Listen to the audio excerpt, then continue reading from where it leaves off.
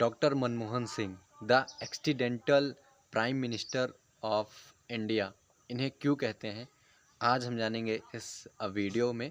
और ये देश के 13वें प्रधानमंत्री थे और इनका हाल ही में अभी निधन हो गया। तो मैंने सोचा कि इतने बड़े लीजेंड के ऊपर एक वीडियो ज़रूर बनानी चाहिए, जिससे कि उनकी लाइफ लर्निंग्स को हम अपनी लाइफ में इम्प्लीमेंट कर पाएँ और ग्रो कर पाएँ, है ना।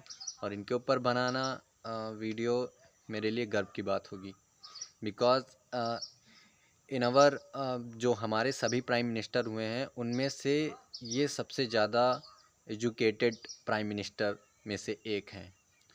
तो आज हम इनकी बात करेंगे। तो अगर हम इनकी बात करें तो इनका जन्म 13 पहले तो ये 13वें प्राइम मिनिस्टर थे और इनका जन्म सितंबर 1932 में चकवाल, जो कि चकवाल नामक गांव में हुआ था, जो कि इस समय पाकिस्तान का पार्ट है। और ये बंटवारे के समय इनके माता पिता, और जब ये टीन एज में थे तो इनके माता पिता की मृत्यु हो गई थी। और जब देश का बंटवारा हुआ तो इनकी दादी ने इनको पाला पोसा और शिफ्ट हो गए अमृतसर। इसके बाद फिर दादी ने इनकी परवरिश की। इसके बाद इन्होंने पंजाब यूनिवर्सिटी से इन्होंने ग्रेजुएशन की इन इकोनॉमिक सब्जेक्ट, अर्थशास्त्र में इन्होंने अपनी ग्रेजुएशन को कंप्लीट किया। आफ्टर दैट ये फिर कैम्ब्रिज यूनिवर्सिटी गए अपने पोस्ट ग्रेजुएशन के लिए इन इकोनॉमिक्स, कैम्ब्रिज यूनिवर्सिटी। और उसके बाद फिर ये वापस आए इंडिया में, और इंडिया में पंजाब यूनिवर्सिटी के ही ये प्रोफेसर बन गए। तो यहाँ तक कि इनकी लाइफ एक तरीके से घर से बिछड़ना, बंटवारे में एक देश से पाकिस्तान का बंटवारा हुआ, फिर ये अमृतसर आए। मम्मी पापा इनके टीनेज में ही इनका साथ छोड़ दिए थे।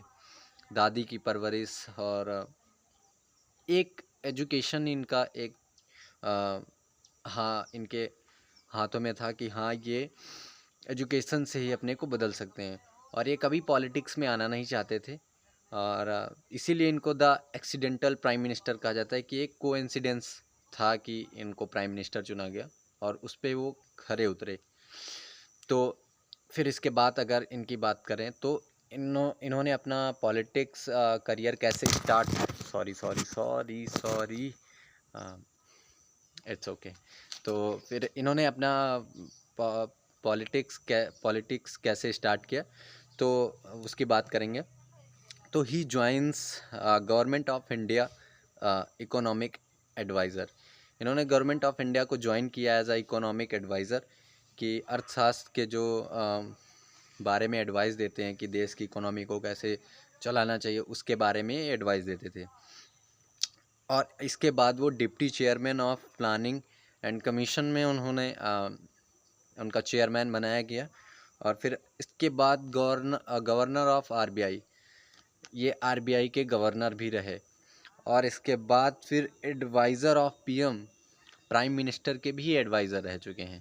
तो यहाँ तक जब इन्होंने स्कूल प्रोफेसर पद पर काम कर रहे थे, इसके बाद इन्होंने मंत्रालय में आए, इन्होंने आरबीआई को ज्वाइन किया, चेयरमैन रहे, गवर्नमेंट ऑफ इंडिया को ज्वाइन किया एज अ एडवाइज़र।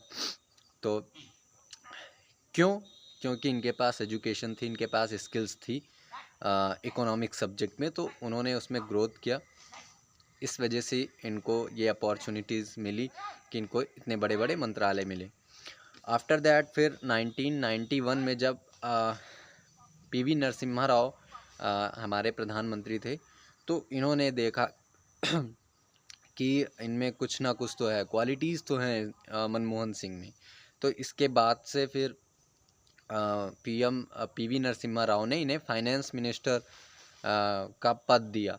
और उस समय अगर हम इंडिया की बात करें तो इकोनॉमिक वाइज वो बहुत ही, इंडिया की जो इकोनॉमिक कंडीशन थी वो बहुत ही ख़राब लेवल की थी। और इंडिया इकोनॉमिक क्राइसिस से जूझ रहा था उस समय।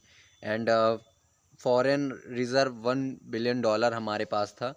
लोन लेना पड़ा भारत को उस समय, लेकिन जब इन्हें बनाया गया फाइनेंस मिनिस्टर, तो इनको अगले 4-5 ही दिनों में बजट पेश करना था उस समय। तो उन्होंने अपनी स्पीच में कहा कि no can stop India is a major economic power in the world.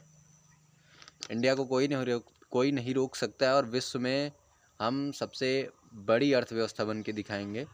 जहां उस समय की हालत 1991 की, और आप अभी देख सकते हैं कि world third largest, I think इस समय थर्ड या फोर्थ लार्जेस्ट इकोनॉमिक में हमारा भारत देश है।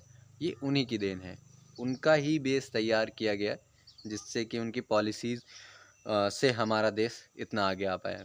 और फिर अगर इनकी बात करें कि इन्होंने क्या क्या इसके लिए वर्क किया, अपने एज अ फाइनेंस मिनिस्टर इन्होंने इंपोर्ट एंड एक्सपोर्ट को बढ़ाया। जब आप इंपोर्ट और एक्सपोर्ट को ज़्यादा बढ़ाते हैं तो आपकी इकोनॉमिक कंडीशन अच्छी होती जाती है, आपकी अर्थव्यवस्था अच्छी होती जाती है। और फॉरेन इन्वेस्टमेंट को का वेलकम किया कि आप लोग आएँ और यहाँ पे इन्वेस्ट करें, आके भारत में इन्वेस्ट करें, जिससे कि इकोनॉमिक ग्रोथ होगी, अर्थव्यवस्था हमारे देश की सुधरेगी। तो बहुत ही नेक्स्ट लेवल का उस समय, आप इनके बारे में अगर इनको कोई जानता है तो इनकी पॉलिसीज़ से, इनके माइंडसेट से जानता है, इनकी एजुकेशन के से जानता है कि कैसे इन्होंने भारत की इकोनॉमिक अर्थव्यवस्था को पलट कर रख दिया। जिस समय जहां पर हम लोन लेने की कगार पे आ गए थे, सोना गिरवी रखकर, उस समय भारत की स्थिति को इन्होंने बदला। तो बहुत बड़ी बात है। लेकिन एक अच्छा इंसान चाहे जितना कुछ कर ले अपनी लाइफ में, उसके ऊपर कंट्रोवर्सीज़ का खेल होता रहता है, उसे नेगेटिव कमेंट दिए जाते हैं जो अपने ही होते हैं खुद। लेकिन आई होप कि उनके विरोधी भी बाद में उनसे कोई ऐसा भी इनके खिलाफ नहीं होगा जो इनसे मतलब दुश्मनी भी होगी, तो लास्ट में इन्होंने अपनी दुश्मनी को प्यार में बदल दिया है ना। कैसे? जब ये कंट्रोवर्सी में फंसते थे कि मीडिया इनसे सवाल करती थी कि आपके उसमें करप्शन हो रहा है, एंड पुअर लीडरशिप बता रहे थे कि आप लीडरशिप आप में नहीं है। लेकिन उन्होंने मीडिया को ये बताया, एक चीज़ बोली उन्होंने, ये इतिहास तय करेगा कि मैंने क्या किया और क्या नहीं किया। I do my best. Sir आपने बहुत कुछ किया है, वो हम अभी जान सकते हैं कि कैसे हमारा देश इकोनॉमिक अर्थव्यवस्था में हमारा देश कैसे आगे आया, वो आपकी ही देन है। तो बिल्कुल इतिहास ने ये बिल्कुल माना है आपकी इस बात को कि आपने क्या किया और क्या नहीं किया है। और अगर इनकी बात करें तो ये health care, education sector, IITs, AIIMS और मनरेगा, मतलब कि देख लीजिए कि हेल्थ सेक्टर में काम किया, एजुकेशन में काम किया, एंड आईआईटीज़, एम्स, और यहाँ तक कि जो गांव से मनरेगा, मतलब टॉप लेवल से नीचे लेवल तक इन्होंने काम किया है। और यही एक सरकार का मेन रोल होना चाहिए, ना कि धर्मों में विवाद करवाना और कुछ ना कुछ लेकर आना जिससे कि काम विकास ना हो पाए। ये पॉलिटिक्स अच्छी नहीं होती हैं। तो अगर पॉलिटिक्स करनी है तो इन चीज़ों पे कीजिए, हेल्थ सेक्टर पे कीजिए, एजुकेशन सेक्टर पे कीजिए। यही सब चीज़ें हैं, पॉलिटिक्स यही है। तो इन्होंने सिखाया और फिर इसके बाद इन्हें पद्म भूषण, भारत रत्न से सम्मानित किया गया। तो इनके लिए कुछ वर्ड्स नहीं है मेरे लिए। मैं इनके लिए कुछ वर्ड्स नहीं बोल सकता है कि ये कितना देश को कंट्रीब्यूट किया। एक जय हिंद इनके लिए बनता है, सभी बोल सकते हैं इनके लिए। जय हिंद।